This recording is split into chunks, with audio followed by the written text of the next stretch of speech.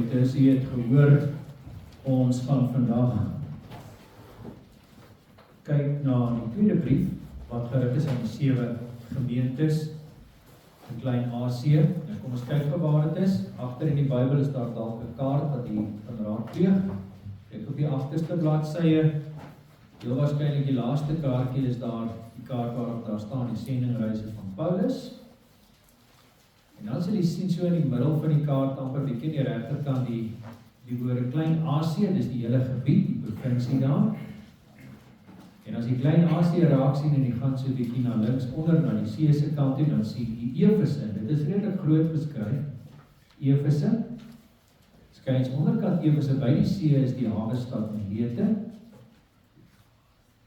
Maar Efese was 'n belangrike stad gewees. Ons is in die Nuwe Testament kaart sendingreise van Paulus in Klein-Asië gekry. Heel aan die regterkant kyk, dan sien jy Israel. En as jy dan opgaan, jy gaan bietjie links, dan sien jy Klein-Asië. Dit is vandag Turkye. En aan die linkerkant van Klein-Asië onder na die see se kant is Efese. En dan nou net bo Efese sien jy Smyrna. En as jy nou sien, as jy nou volg elkeen van hierdie 7 gemeentes, ons gaan nog uitkom by van Smyrna af, gaan ons op na die ander gemeentes soos Thyatira, Sardes, Philadelphia, uiteindelik Laodicea gaan ons laastens bykom. Dit is eintlik soos 'n perdehoefvorm, want al die briewe is by al die gemeentes gelees. Nou hulle is omtrent so 50 km of so uit mekaar uit. So dis 'n eentjie se stap, maar hierdie boodskap het gestap van gemeente tot gemeente en ons het by Efese stilgestaan. By elke gemeente is daar sekere goed en dit herinner ons aan die verbond van die Ou Testament, waar die Here gesê het wie hy is. Hy is die God wat 'n verbond maak met sy kinders. En dan is daar sekere eise wat God stel aan sy kinders, die eise van die verbond. So in elke brief gaan ons iets daarvan lees. Daar is 6 goed wat ons gaan voorkyk in elke brief. En ons gaan vandag net gou kyk met hemelvaart, het ons gekyk na Efese. Dat as jy nou by die huis die lysie maak en hierdie 6 goedjies neerskryf en jy skryf Efese se naam bo aan, dat jy weet, hierdie is Efese se dinge wat ons daar raak sien. Die eerste ding wat ons raak sien en wat ons daar kyk is, wat sê dit oor Jesus Christus? Wat word in elke brief aan elkeen van die 7 gemeentes gesê oor die verheerlikte Jesus Christus? In Efese in die eerste vers noem hy homself, hy is die een wat die 7 sterre in sy hand hou. Dit beteken hy is die koning van die kerk. Sterre, net soos die kandelaars, staan vir die kerk. Hy beweeg tussen die 7 lampstanders, tussen die 7 lampe, so hy is binne in sy kerk. Dis wat hulle moet weet van Jesus. Die tweede ding wat ons na elke gemeente kyk is, wat is die goeie dinge wat God sê? Wat is die lofprysing? Wat is die aanbeveling wat die Here sê, wanneer hy vir die gemeente sê, ek sien hierdie dinge raak by jou. Vir Efese was dit dat die Here sê, ek sien julle is getrou in die toepassing van die tug. Dat jy die werke van die Nikolaïte haat wat ek ook haat, dat jy die tug streng toepas, dat jy mense toets en hulle van die gemeente afsny as hulle nie gelowiges is nie, maar die gemeente wil skade doen. So die Here gee vir hulle die pluimpie, ek sien dat jy getrou is in hierdie basiese aspekte van die geloof. Die volgende ding wat ons nou gaan kyk in elke gemeente, maar wat is die veroordeling? Wat is die dinge wat verkeerd is, waar hulle die verbond van die Here breek? Wat die Here dan sê, denk is vers 5, van Openbaring 2, kan die Here sê, maar jy het jou eerste liefde verlaat. Dit het ek teen jou. Jy het jou eerste liefde verlaat. Dit is wat fout is in Efese. En elke keer moet ons ook vir onsself afvra, hoe raak dit ons gemeente, hoe raak dit my persoonlik? As die Here na Kreeusdorp kyk, wat kan hy sê? Wel, hierdie dinge is daarom reg en dis in plek. As jy na ons kyk, wat moet hy sê? Ek het dit teen jou, Kreeusdorp. Hierdie dinge is nie reg. En dis wat ons onsself ook moet afvra. Wat kom na my kant? Waar die Here vir my persoonlik sê, wat staan daar tussen my en die Here op die oomblik wat nie reg is nie? Nommer 3 is daar sekere advies. En die Here gee vir hulle 3 dinge in Efese. Hoe herstel ek dan nou? As ek agterkom, ek het liefdeloos geword, ek het te streng toegepas, maar hierdie streng toepassing het gemaak dat ek hard word, dat daar nie liefde in my hart is nie. Hoe kom ek weer op 'n pad waar ek die Here kan lief hê, mense kan lief hê? En dan sê die Here vir hulle 3 goed, dis die advies. Nommer 1 sê hy vir hulle, onthou dan waarvandaan julle uitgeval. Tweede sê hy, bekeer julle. En dan derde sê hy, doen die eerste werk. Dit is die advies wat die Here gee vir Efese. Nou wanneer ons vandag lees, kyk bietjie waar pas Smyrna in elkeen van hierdie 6 aspekte. Die beskrywing van Jesus, die aanbeveling of lofprysing, die veroordeling, die advies, en dan is daar 'n waarskuwing. Wat is die waarskuwing? Dit gebeur gewoonlik wanneer die woordjie anders gebeur. Doen dit anders, en in Efese sê hy, anders kom ek gou, en sy sal die kandelaar van sy plek verwyder. So hy sê, daar is gevolg. As jy ongehoorsaam bly leef van die Here, is daar hierdie gevolg dat hy die gemeente sal vernietig. En dit het gebeur. Efese het tot niet gegaan. Daar is niks oor van die gemeente of die stad nie. En dan uiteindelik is daar 'n oorwinningsspreuk. Iets waarmee die Here hulle bemoedig. Iets wat die Here vir hulle saamgee, vir die kerk, waar hy wil troos en wil bemoedig soos ons ook vandag. Dis hoekom Openbaring geskryf is as 'n troostboek vir die kerk. Hy sê vir Efese, aan hom wat oorwin, sal ek gee om te eet van die boom van die lewe wat in die paradys is. Hy gee vir hulle die hemelse heerlikheid, die ewige lewe by hom. Goed, so hou elkeen van hierdie 6 goed nou gedagte as ons die Smyrna se brief lees. Wat is die beskrywing van Jesus? Wat is die aanbeveling of lofprysing? Wat is die veroordeling wat in hulle verkeerd? Wat is die advies wat die Here vir hulle gee? Wat is die waarskuwing? En dan laastens, wat is die oorwinningsspreuk? Wat hy vir hulle saam gee. Nadat ons saam gelees het, gaan ons saam bid. Ons lees uit Openbaring 2 vanaf vers 8. En skryf aan die engel van die gemeente in Smyrna. Dit sê die eerste en die laaste, wat dood was en lewend geword het. Ek ken jou werke, en verdrukking en armoede, maar jy is ryk. En die lastering, want die wat sê dat hulle Jode is, en dit nie is nie, maar 'n sinagoge van die Satan. Vrees vir niks wat jy sal ly nie. Kyk, die duiwel gaan sommige van julle in die gevangenis werp, sodat julle op die proef gestel kan word. Julle sal 10 dae lank verdrukking hê. Wees getrou tot die dood toe, en ek sal jou die kroon van die lewe gee. Wie oor het, laat hom hoor wat die Gees aan die gemeente sê. Die wat oorwin, sal deur die tweede dood geen skade ly. Net tot sover ons skriflesing, mag die Here verheerlik word deur die verkondiging van sy woord. Kom ons bid saam. Wonderlike Vader, saam met die psalmdigters en die skrywers van lofliedere wil ons U groot maak en U eer, U besing as die enige ware God, die God wat in ons lewe gee, en vandag ook opnuut ons gespaar het om saam U te aanbid. Wat 'n vreugde. Here, saam met die psalmdigter wil ons sê, hulle wat om ons sit, is die heerlikes en wie aan ons behaag is die mense saam met wie ons U aanbid, U kinders, vir wie ons lief is. Here Jesus, ons dankie vir die kosbare gawe van die kerk. Nie net 'n plek waar ons kan aanbid nie, maar mense saam met wie ons kan aanbid. Mense wat ons bemoedig en ons hoop gee as ons dit nodig het. Mense wat ons leer, ons kinders leer. Mense wat ons lief genoeg het om ons soms te vermaan as ons droog maak en van die pad wil afdwaal. En dankie Here dat U dit ook deur die woord en deur die Heilige Gees doen elke keer as ons die Bybel oopmaak. En vandag opnuut Here, skryf in ons harte dit wat ons moet weet. Gee ons die toerusting wat ons nodig het om as die kinders in hierdie wêreld te leef. En gee ons gesindheid van die hart wat onder alle omstandighede U verheerlik.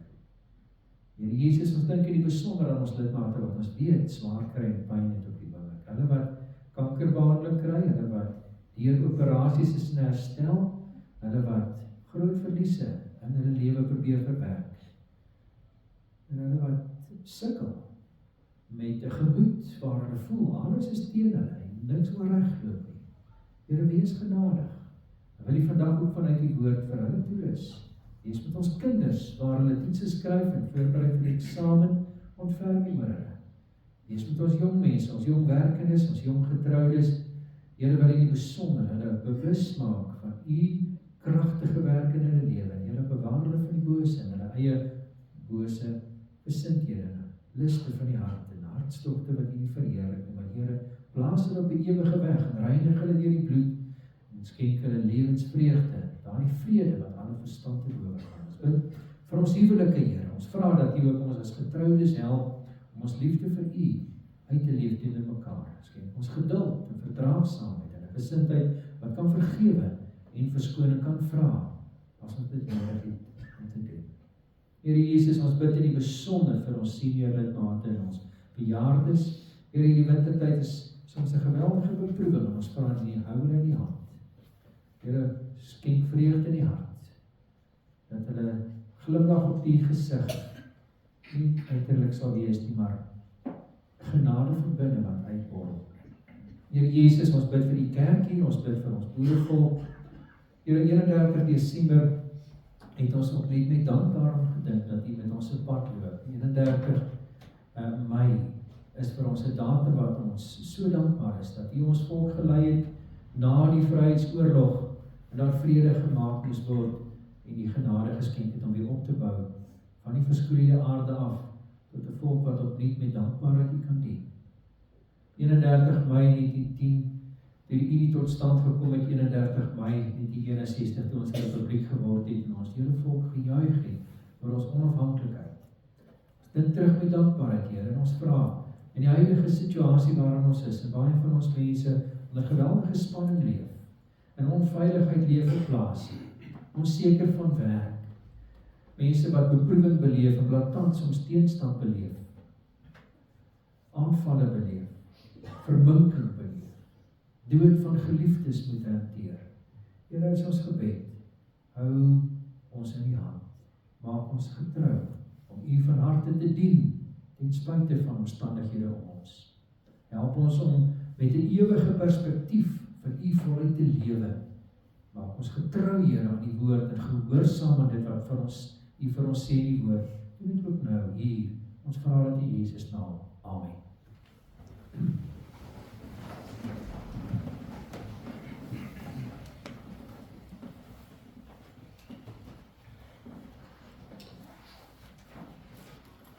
Liefdes, kom ons kyk gou of ons Smyrna kan inpas by die 6 kategorieë wat ons nou het en ons by elkeen ietsie kan inskryf oor dit wat ons nou raak gesien het van Smyrna. Ons het gehoor die eerste ding wat op die lysie is, wat sê hierdie briefie vir Smyrna oor die Here Jesus, die verheerlikte Here Jesus. Kom ons kyk na vers 1, wat staan daar oor Jesus? Jesus sê van homself vir hierdie gemeente, het is belangrik dat julle Smyrna sal weet, iemand met julle praat, is die eerste en die laaste, wat dood was en lewend geword. En ons gaan kyk, kom dit so ontsaglik belangrik is, dat hierdie gemeente, dit moes onthou, en moes weet van Jesus in hulle omstandighede. Nommer 2, wat is die lofprysing, wat die Here vir hulle gee? Wat is die aanbeveling? Vers 9, sê die Here Jesus, ek ken julle. Ek ken julle swaar kry, en julle armoede, en hy bemoedig hulle, hy sê, julle is ryk. En ons gaan kyk, hoe kom hy dit sê? Vir arme mense. En dan, wat is die vermaning, die veroordeling? Wat is die dinge wat die Here uitwys? Waar hy sê, hierdie dinge doen julle verkeerd, Smyrna, het die enigiets raak gesien. Weet jy, daar is net 2 gemeentes van die 7. Het is net Smyrna en Philadelphia wat daar nie hierdie blokkie oop bly. Hierdie ouens is teen die grond. Hulle word verdruk, hulle word op getrap deur die Jode en die mense om hulle. En die Here sê, ek gaan julle nie trap nie. Daar is niks wat ek vir julle gaan sê, hierdie dinge doen julle verkeerd en julle moet reg doen. So daardie blokkie is oop. Wat is die advies wat die Here vir hulle gee? Hy sê vir hulle, bly getrou tot die dood. Vers 10 sê hy, vrees vir niks wat jy sal ly nie. Maar wat hy hulle aanmoedig is dat hulle getrou sal bly. Hulle word op die proef gestel, sê in vers 10. Wees getrou tot die dood. Hoe meer ek hierdie gedeeltes lees, hierdie briewe lees, hierdie brief veral, ek het aanvanklik dinge gesoek van wat sê die Here vir my en wat sê die Here vir mense, en ek moes op die einde besef, dit gaan nie oor my of jou nie, dit gaan oor Jesus. En hierdie hele brief, as jy een woord moet saamvat en met een woord dit moet opsom, is dit getrouheid. Getrouheid aan Jesus. Wat is ons het nou gehoor wat die advies is, waar die Here vir hulle sê, dat hulle getrou sal bly. Die laaste ding dan, wat is die waarskuwing? Ook hier is daar geen waarskuwing wat die Here julle sê, as julle nie dit doen, die gaan terugkom, en dit gaan die gevolge wees. En al die ander gemeentes hoor ons dit, ook Philadelphia word hierdie vry gespring, maar ons gaan baie duidelik in hierdie week hoor, waar die Here hulle waarskuw. Maar nie Smyrna. Die oorwinningsspreek wat hy vir hulle gee, aan die einde, kyk in vers 11, weer hoor hom, wat hom hoor, wat die Gees aan die gemeente sê. Hy sê in vers 10, as jy getrou bly tot die dood toe, sal ek jou die kroon van die lewe gee. Dis die eerste ding. Tweede ding is, die wat oorwin, sal deur die tweede dood geen skade ly. Ons gaan kyk wat beteken hierdie albei. Wat is die kroon van die lewe? Wat is die tweede dood? En dit is die slagstreek waarmee die Here Jesus hulle bemoedig. Geliefdes in ons Here Jesus, wanneer die Here Jesus met sy gemeente praat, en elke keer aan die einde hoor ons dit, soos 'n refrein, 'n koortjie van 'n lied wat herhaal, weer oor het laat hom hoor wat die Gees aan die gemeente sê. Met Pinkstertyd is dit baie belangrik, want Pinkster gaan oor die uitstorting van die Heilige Gees oor God se kerk, en dit wat die Heilige Gees in die lewe van die kerk doen, en wat hy hier doen in elke gemeente, en elke brief, is dat die Heilige Gees in werklikheid besig is om met hierdie gemeente te praat, maar nie net met Smyrna nie, ook met Krugersdorp vandag. En wat is die eerste ding wat hierdie gemeente moet hoor, wat die Heilige Gees op hulle harte druk? Nommer 1 is dat hy sê, onthou wie Jesus is.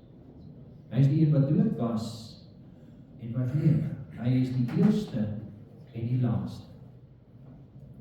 Nou dis belangrik, want hierdie mense ly, hulle kry swaar, hulle het pyn, hulle het verliese, hulle word in die tronk gegooi, word doodgemaak. Nou wat help het om te weet, Jesus is die eerste en die laaste? En wat hy daarmee vir hulle sê, daar is 'n orde, daar is 'n patroon in alles. Lees in die eerste boek van die Bybel, in Genesis, en elke Hebreëse Ou Testamentiese boek begin met die eerste woord wat daar neergeskryf staan in die brief, of in die boek. Die eerste woord wat daar in Genesis staan is Bereshit, wat beteken in die begin. Genesis gaan oor die begin. Openbaring sluit af met die eindgebeure, wat vir ons voorlê. En wat die Here sê, soos wat die Bybel begin by die begin en eindig by die einde, sê hy, alles werk volgens my plan. Ek het alles begin, en ek sal uiteindelik ook alles afsluit, wat hier op aarde moet gebeur. Dit wat jy nou beleef, wat onreg is, waar jy voel, ek is so gefrustreerd, want hierdie mense gaan nie tronk toe nie. Hulle word nie gevange geneem, hulle word nie veroordeel vir die onreg wat hulle aan ons gemeente doen, waar hulle mense te nakom, waar hulle mense vervolg, waar hulle mense martel en mense doodmaak. Maar die Here hier sê, is dit dan nie maar net in die lig, ek is die begin en die einde. Dit wat ek begin het in volmaaktheid en met reg, dit sal ek afsluit met volmaaktheid en met reg. Ek sal alle onreg tot 'n einde bring. Ek sal dit reg afsluit. Niks val buite my nie. Buite my wil om dit te volbring volgens wat ek wil volbring. Wat 'n troos om te weet dit is hoe dit is. Man wat so gerou het oor sy vrou wat dood is en hy's gefrustreerd, hoe kon die Here haar wegvat, en hy vra vir die Here elke keer, maar Here, hoe kon U dit toelaat om my lewensmaat van my weg te neem? En al wat die Here op sy hart druk, Romeine 10 Vers 9. As jy met jou mond Here Jesus bely, met jou hart glo dat God hom uit die dode opgewek het, sal jy gered word. En dan sê, ja Here, ek weet dit, ek glo dit, weet jy het opgestaan, maar my verlies is so groot, ek kan hierdie ding nie verwerk nie, kan nie in eensaamheid leef nie. En al wat die Here vir hom sê is, as jy met jou mond Here Jesus bely, met jou hart glo dat God hom uit die dood opgewek het, sal jy gered word. En dit het aangehou en aangehou tot hy uiteindelik besef het. Maar as ek dit in hierdie situasie toepas, die feit dat Jesus opgestaan het, dan weet ek waar my vrou is. En ek gun dit vir haar, om by die Here Jesus te wees. En ek weet, dis waarin ek op pad is. En dit maak dit nou draaglik, te weet, waarin ek op pad is. Vir hierdie mense wat vervolg is en doodgemaak is, was dit die moeite werd om aan hierdie ding vas te hou. Ons dien nie 'n dooie beeld of 'n God of 'n keiser wat gaan sterf nie. Ons dien die lewende God wat aan 'n kruis vir my sonde gesterf het in my plek en wat opgestaan het uit die dood en wat lewe en wat by ons kerk is vandag deur sy Gees. Die dood is nie die einde nie. Dis die deur na Jesus. Wanneer hy op sy tyd en op sy manier my kom haal, dit vervolging is, dit na tronkstraf, 'n doodstraf is, hy hou dit in sy hand. Die dood kan my nie uit sy hand uittrek nie. Daar is 'n patroon in God se leiding. En dit is aangrypend mooi as mens iets daarvan verstaan. John Newton het dit so mooi gestel. Hy het gesê, God gee vir jou